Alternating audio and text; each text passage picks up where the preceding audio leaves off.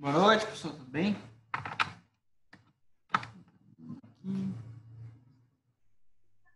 Boa noite, professor. Tudo bem? Deixa eu dar. Boa noite.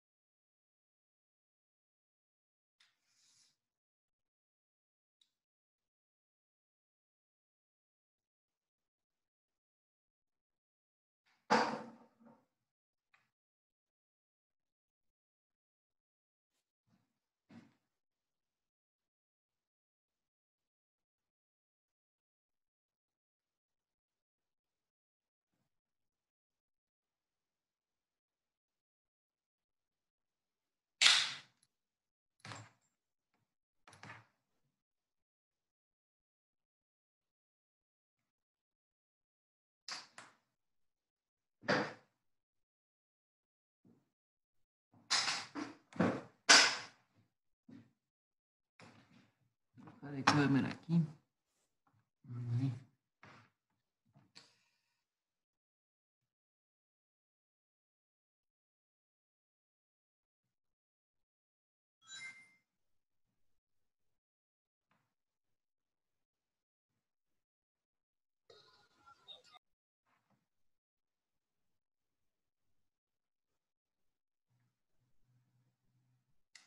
Não vai dar. Organizar diferente.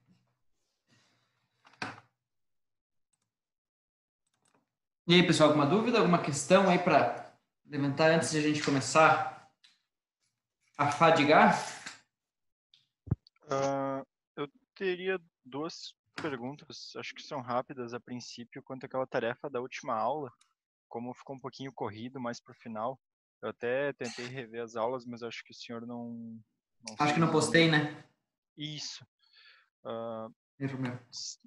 Seria, no caso, não sei se o senhor quer abrir aí antes ou já posso. Pode mandar. Quando tu meio que esboçou com nós o que a gente tinha que usar de valores e tudo mais, foi mencionado na tensão de cisalhamento, acho que era tensão de cisalhamento, enfim, ao invés o XZ, no caso tensão XZ, enquanto a gente trabalhou com XY na equação anteriormente e tudo mais. Aí eu questiono, esses eixos Z, ele seria arbitrário ou a gente tem que tomar um certo cuidado em usar XY, XZ? Não, então, duas coisas. A gente tem dois tipos de tensões. Tensões normais e tensões de cisalhamento. Isso. Tá? E é isso que você tem que entender, porque elas se comportam de maneira totalmente diferente no teu material, né? Está claro, né? Tu tende a esticar o material e a outra tu tende a deformar o material, né? Certo. Isso tem que estar bem claro na tua mente. Quanto à direção, tá? Se a tensão tá em X, em Y ou em Z, ela não vai mudar, o jeito de calcular não vai ser igual. A resistência do material em X, em Z ou em Y, como a gente está trabalhando com materiais isotrópicos, né? Não, materiais que são homogêneos, né? Então não há diferença no eixo que se toma. Se a gente trabalhasse, por exemplo, com uma fibra, né? Um material reforçado com fibra, e aí você tem a fibra reforçada, uma madeira, por exemplo, né? A madeira, o músculo, certo? Você tem a fibra da madeira em determinado sentido. Então, ela tem resistências diferentes no sentido da fibra do que no sentido contrário. Mas, no caso de metais, de aço, a gente considera ele todo isotrópico, então tanto faz, tá? Tanto faz. Quando que tem que ter cuidado ou o que tem que ter cuidado? Tem que ter cuidado porque quando a gente tinha flexão e torção, né? Então, existe um lado do eixo, deixa eu abrir aqui a tarefa, para a gente conseguir visualizar. Existe um lado do eixo que as tensões se somam. E no outro lado do eixo, as tensões se subtraem. Tá? Talvez, se eu explicar diferente, fique um pouco mais fácil. Quer ver? Deixa eu abrir aqui as tarefas. Não. Errado. Tarefa 5. Deve ser essa daqui. Olha, eu tenho um eixo, uma barra, tá? Como está no exemplo. E eu vou aplicar uma carga, e essa carga vai gerar uma flexão, tá? No meu eixo. Se eu aplicar uma carga de flexão e mais uma carga normal, o que vai acontecer? Essa carga normal com a carga de flexão vão somar, tá? No lado que eu tenho tensão no material. Então, quando eu aplico a carga de flexão, a fibra superior está sob tração, a fibra inferior está sob compressão.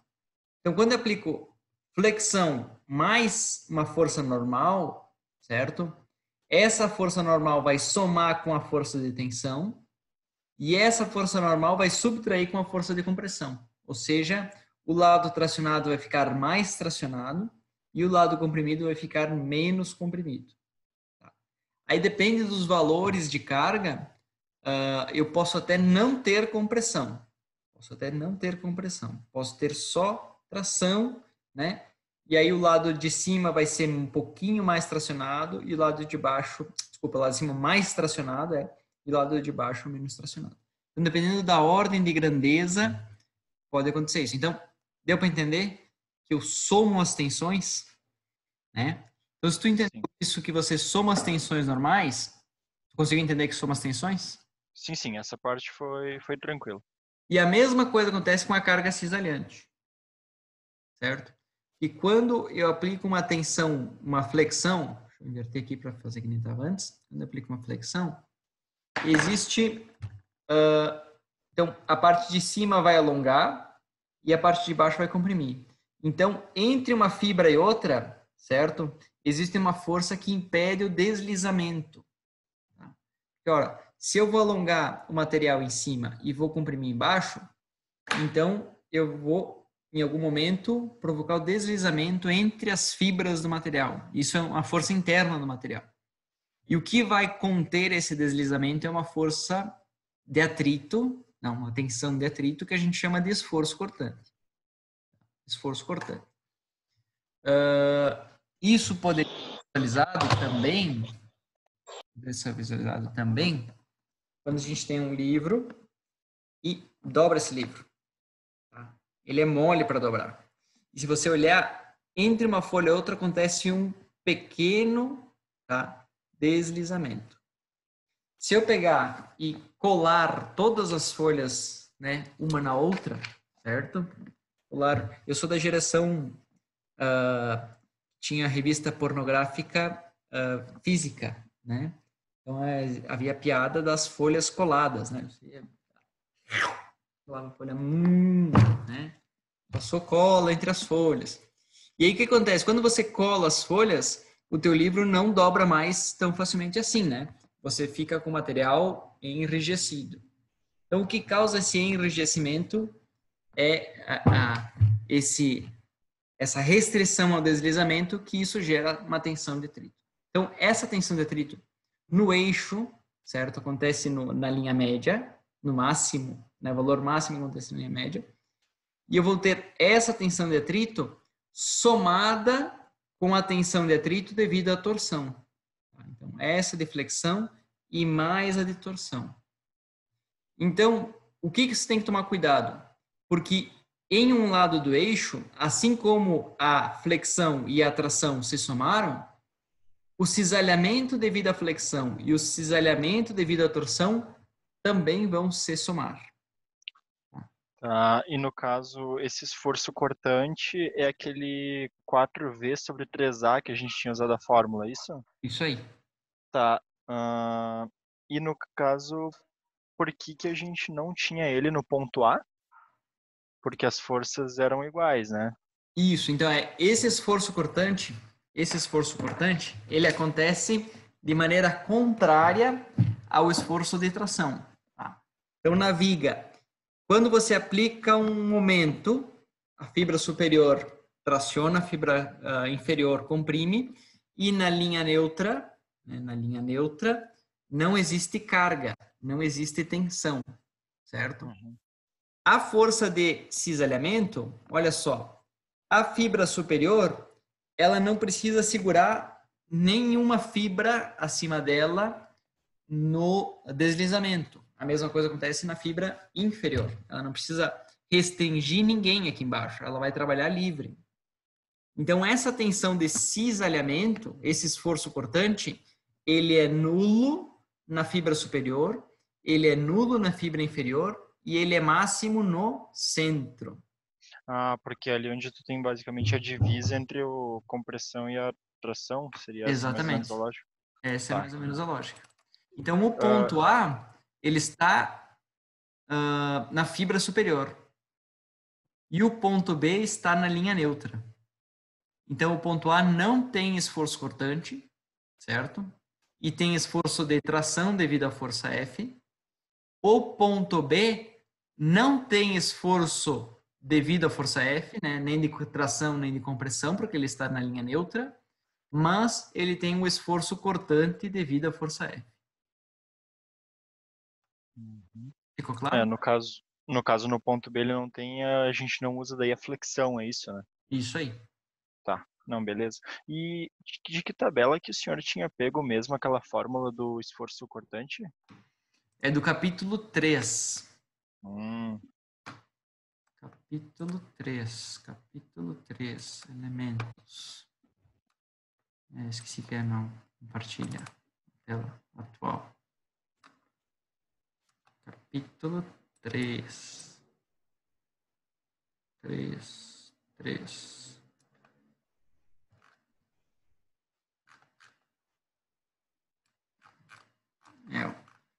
Aqui ele tenta explicar um pouquinho também, né? Olha, acontece esse deslizamento, aqui você tem tração, aqui você tem compressão. Então, é mais ou menos isso aqui que ele tenta explicar, certo? E aqui está a tabelinha, 3,2. Né?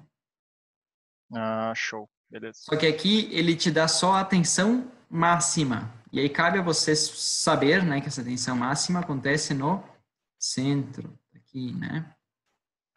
A fórmula completa, ela, se não me engano, é essa daqui, ó. É essa daqui. Ou não. Era uma que tinha Q. Esse Q tem que avaliar esse Q e a tensão, eu não me lembro.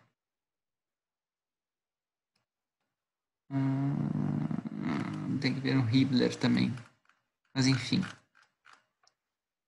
Na resistência de materiais, a gente até calcula ela cheia, né? Cheia, resolvendo essa integral aqui. Tá? Mas aqui nessa cadeira, a gente vai usar esses perfis padrões aqui. Então, é só usar essa fórmula e saber que ela é máxima no centro e ela é mínima na fibra superior, é zero, né, na fibra superior e inferior. Conforme vocês vão calculando, vocês vão ver que essa tensão desses elementos ela é muito pequena. Tá? Lá quando a gente estudar eixos, a gente vai admitir que ela é desprezível. A gente não vai precisar calcular ela para eixos lá no capítulo 7. Quando é que eu tenho que me preocupar com ela? Quando eu tenho seções grandes. Tá? Seções grandes. Certo? Eu tenho seções grandes, aí essa tensão ela acaba assumindo, né, valores mais significativos. Tá? Mais alguma questão? Giovanni pediu, o que está rolando? Depois assista a gravação. Não vou explicar tudo de novo. Mas vou botar a gravação no YouTube, tá, pessoal? Eu tô meio enrolado com isso aí, mas eu vou me doutrinar melhor. De acabar a aula já postar.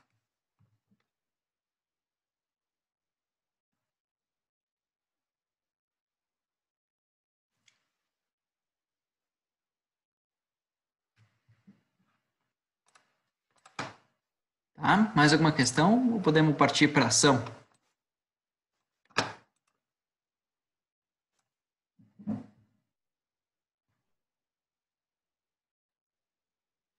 Então, vamos lá.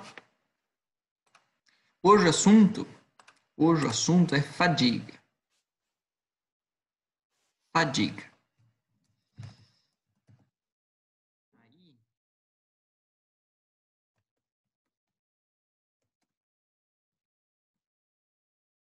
Quando a gente fala de fadiga, talvez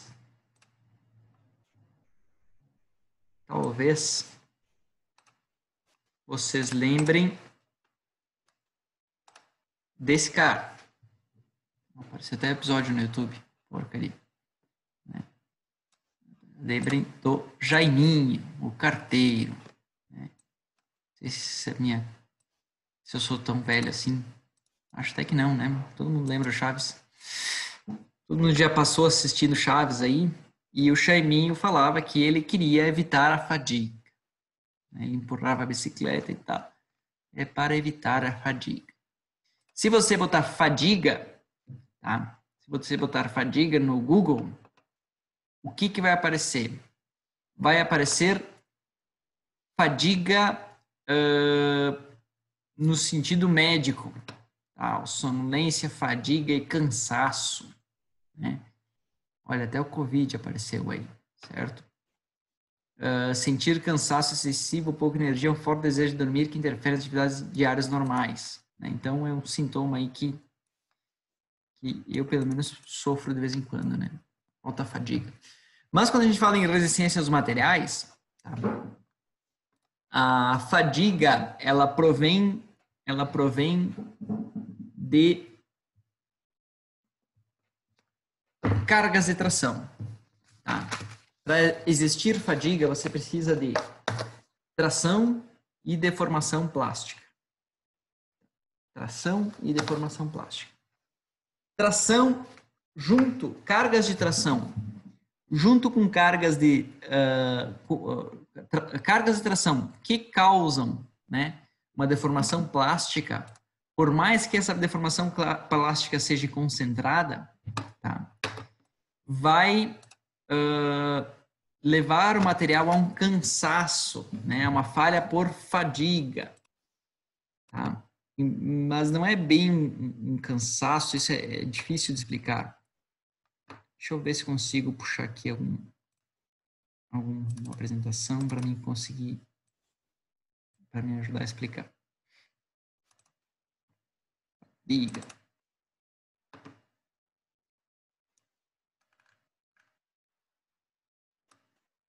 Bom, ele vai no osso. Vai no osso. Não, tem um jeito melhor de explicar isso. Tem um jeito melhor de explicar isso. É considerando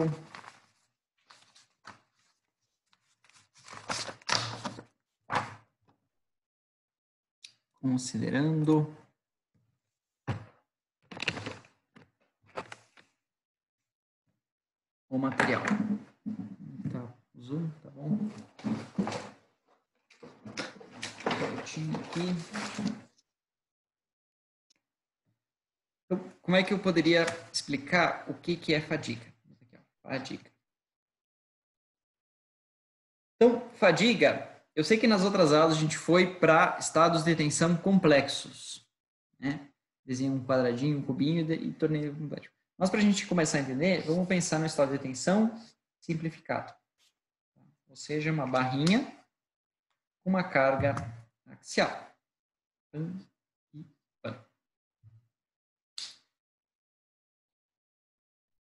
Tá? Uma barrinha com uma carga axial.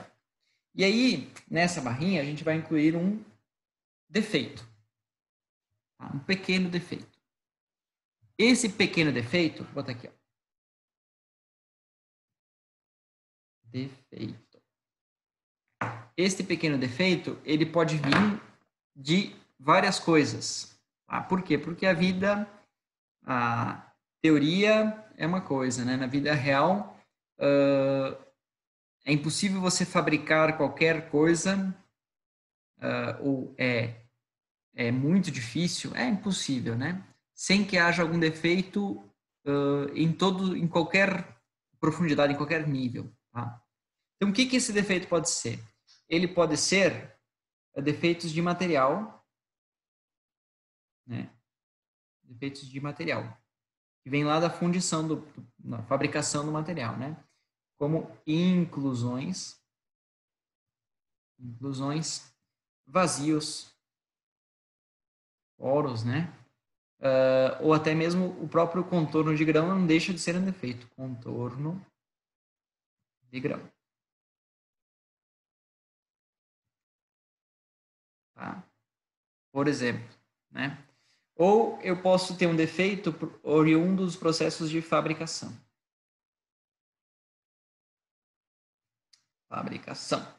Tá?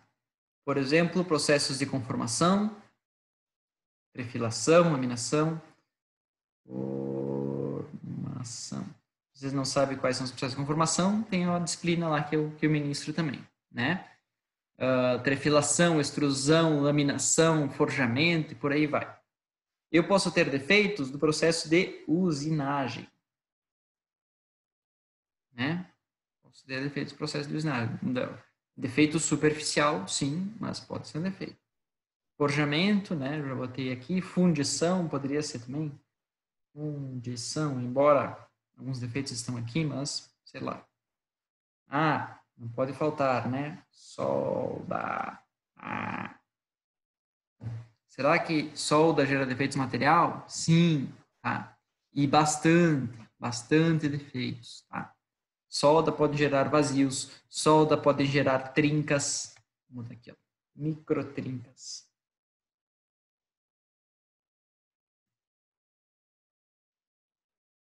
Né? Solda pode gerar tensões residuais. Vamos botar aqui também. Tensões residuais. Tá? Muitos empenamentos nas tensões residuais. Isso, então tem Meu Deus. o empenamento é uma consequência de tensões geradas na solda, né? Uma consequência da contração gerada na solda. Mas podem gerar nenhum empenamento e gerar microtrincas, que é muito pior, né? Pode não gerar nenhum empenamento, pode gerar porosidade, né? Vazios, que também é ruim. Que os olhos não veem, o coração não sente, professor. O coração não sente, mas a fadiga do material sente, né? Sim. Não é brincadeira. A fadiga do material sente. Aí o que vai acontecer? No pontinho, tá, muito próximo a esse defeito,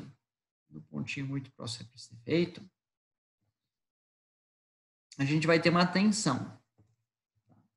E aí, assim, ó, vamos supor que o cara que desenhou essa barrinha, né, que projetou essa peça, é um cara 100%, né? Ele projetou nas normas da engenharia, né, com coeficiente de segurança adequado, né, com uma confiabilidade de projeto muito alta, certo?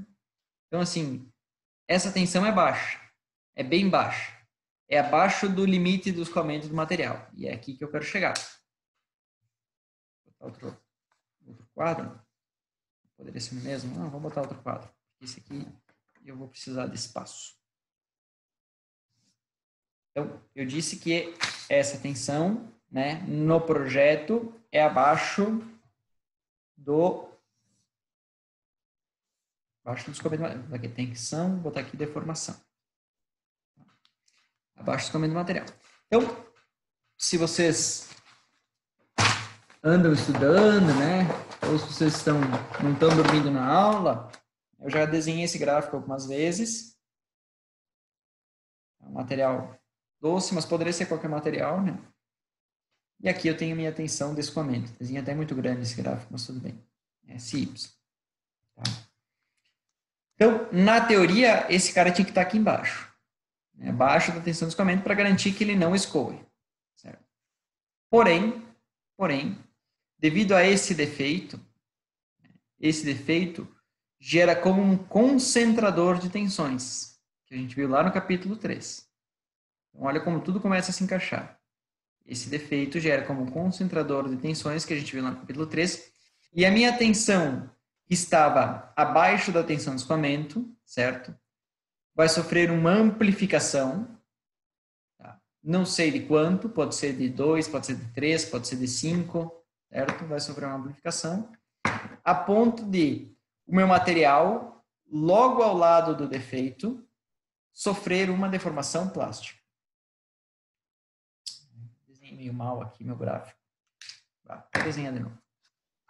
Vou usar o verso aqui.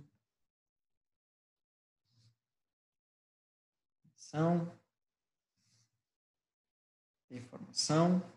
Olha minha setinha, mas tudo bem. Vou desenhar um material assim. Material mais lisinho. Tá? Então, essa aqui é a curva tensão de formação do material. Em algum lugar aqui, eu tenho meu SY. Então, meu corpo era para trabalhar nessa região. Tá? Esse defeito sofreu uma concentração de tensão e ele pulou para a área plástica. Tá? Por exemplo, aqui assim. Tá? Então, se vocês quiserem imaginar valores, sei lá, né? Se eu botasse aqui, ó, força, tensão é igual a força sobre área, tá? 120 megapascal, por exemplo. O SY do meu material, eu vou jogar 250. Então, eu teria aqui o SY, 250, né? Ele teria que estar aqui a 120, mas devido a um vazio, né, uma inclusão, qualquer coisa, eu tenho uma tensão que pode chegar até 3 vezes o 120. Tá? Como é que pode chegar? Eu não sei a que tensão pode chegar, né? Enfim, mas eu vou chutar um valor aqui, vou botar 300 megapascal. 300 megapascal. Meu material, ele rompe com 440. Então, esse defeito não foi, causou uma deformação plástica, tá? Mas não causou a falha do material. Ele ficou abaixo da falha. Então, se eu estiver no carregamento estático, que a gente viu no capítulo anterior, na aula passada, não tem problema nenhum. Tá? Não tem problema nenhum. Material dúctil, uma sobrecarga, certo? Ele vai ter uma deformação localizada aqui ao redor do defeito e essa tensão vai se distribuir para os outros pontos do material, tá? Então, assim, é improvável, tá? É improvável que esse material venha a falhar, certo? Se o carregamento for estático. Agora, se o carregamento for dinâmico, ou seja, vou carregar, tracionar, comprimir, tracionar, comprimir, tracionar, comprimir. Vou botar aqui agora cargas efeito cíclico. Tracionar, comprimir, tracionar, comprimir. O que vai acontecer? Meu material estava virgem, né? Tracionei, sobrecarregou devido ao defeito, foi para 300 megapascal. E agora eu vou soltar a tensão. Tracionei, vou soltar a tensão. Soltei. Como é que esse material vai voltar? Ele vai voltar. Isso vai aparecer aqui, mas eu vou fazer amarelinho para não sobrecarregar meu gráfico. Paralelo ao módulo de elasticidade, né? Mas eu vou ter aqui uma pequena deformação plástica. Que seria essa porçãozinha aqui. Ó. Essa porçãozinha aqui. Vou botar aqui, não sei se vai aparecer. Deformação plástica. Eu carreguei e soltei. Agora eu vou comprimir. Quando eu comprimir, a minha tensão vai ser negativa. Negativa. Quando eu comprimir, minha tensão vai ser negativa. Só que minha tensão de 300, ela provoca o escoamento, tanto para a tração quanto para a compressão. Então, ele vai ter um pequeno escoamento também, lá embaixo. Comprimir. Agora, eu vou soltar. Quando eu soltar, ele vai voltar paralelo, né, a módulo de elasticidade. Soltei. Voltou a tensão a zero. Vou tracionar de novo. Vou tracionar de novo. Ele vai tracionar, tá? E ele vai começar a aumentar. Aumentou a minha falha, aumentou meu vazio, tá? ele vai aumentar essa tensão e vai gerar um gráfico chamado de histerese.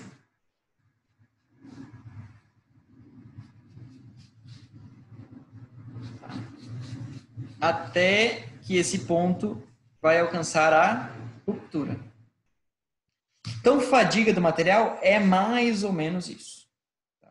Isso pode acontecer em 10 ciclos, em 100 ciclos, em 1000 ciclos, mas isso pode acontecer em 1 milhão de ciclos. 1 milhão de ciclos é muito ciclo, certo? 1 milhão de ciclos é muito ciclo. Já parou para pensar quantos segundos de vida você tem? Quantos segundos de vida você tem? Então, se você tem menos de 30 anos, você ainda não passou do seu bilionésimo segundo.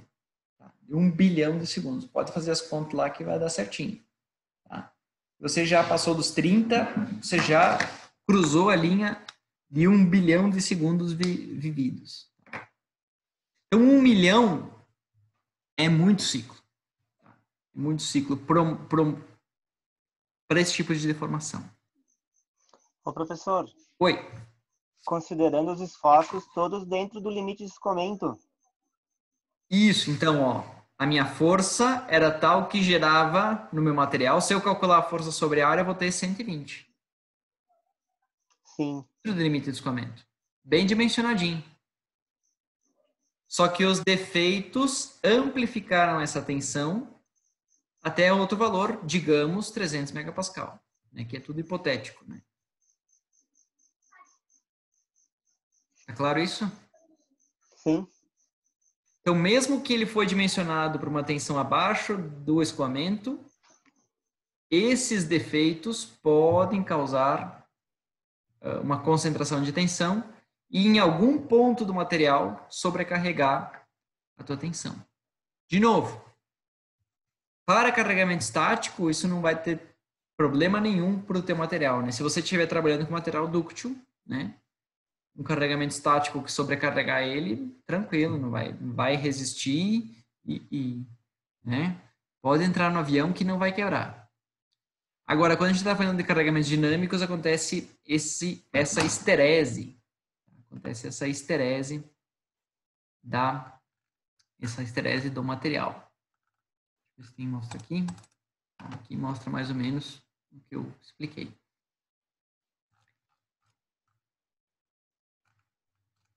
Aí, esse cara aqui, como é que era o nome dele? Wolf? Não me lembro. Não tem ali. É um alemão maluco. Ele que começou a observar esse fenômeno. Esse fenômeno e batizou de fatigue, né? De fadiga. Aí o que ele fez para testar na época, né? Então ele botou um eixo, botou uma polia aqui, rotacionando esse eixo, e botou um peso em cada lado. Então esse peso, ele causava, né, ó, força aqui, restrição aqui. Esta viga tem um momento máximo no centro. Tá? Momento máximo no centro. E aí o que acontece? Deixa eu mostrar a câmera para mim aqui. Aqui. Vou ficar mais pertinho de vocês aqui. Eu vou pintar aqui estragar meu canetão. Fiz um pontinho aí. Dá para ver, né? Então, quando eu estiver carregando nesse sentido, né, a carga para baixo aqui no meu dedo, esta fibra, este pontinho, este elemento, já vamos trabalhar assim, né? Este elemento estará sobre tração, certo? Quando o meu eixo rotacionar, ele vai estar na linha neutra e não vai ter carregamento nenhum. A tensão é zero. Ah, mas tem tração. Sim, a tração agora está nessa fibra aqui. Esse ponto, esse elemento está sobre a linha neutra. Então, não tem tração nem compressão. Quando der mais meia volta, agora o pontinho está na face inferior, ele vai sofrer compressão. Linha neutra, tração. Neutra, compressão. Isso vai gerar um gráfico senoidal, tá? Seria nenhum dos dois aqui. O gráfico senoidal entre tração e compressão, certo? Então, esse aqui, essa é a tensão a qual esse elemento pintado está sendo submetido. E aí que a gente observa cargas de tração, né? Efeito cíclico e plasticidade, certo? Porque essa carga, devido a algum defeito de fabricação, ela pode gerar deformações plásticas, mesmo que localizadas. Isso é a receita para uma falha por fadiga. Aqui a gente vê um exemplozinho de uma falha por fadiga. Então, a falha por fadiga apresenta alguns estágios, né? O primeiro estágio, qual que é? É quando, tá, o teu pontinho ali, por algum defeito, certo? Ou por uma nucleação de trinca, né? A geração de uma trinca na superfície do teu corpo, ele começa um ponto começa a ser sobrecarregado. E essa trinca, a cada vez que você aplica um carregamento de tração, ela abre um pouquinho. Né? Aplica a compressão, ela fecha. Tração, abre um pouquinho mais. Compressão, fecha. Tração, abre um pouquinho mais. Compressão, fecha. Tá? Então, essa fase A, ela tem uma coloração diferente. Ela é bem fosca. Certo? Bem opaca. No estágio B, você passa das microtrincas, trincas muito pequenas, para macrotrincas, trincas relativamente grandes, né? E repetidamente abre e fecha, criando bandas chamadas de marcas de praia. Ou seja, cada linhazinha que a gente vê nesse eixo foi um carregamento de tração, né? Que aumentou a trinca. Aumentou a trinca, certo? Até o quê? Até que o material restante, tá, que seria esse material em C, não consegue resistir ao carregamento e falha devido a uma tensão última, e essa falha normalmente ela é catastrófica, ela é repentina, certo? Você tem um eixo lá, o eixo está trabalhando, mas lá dentro do eixo, em algum ponto que você não consegue visualizar, existe uma trinca que está sendo propagada, né?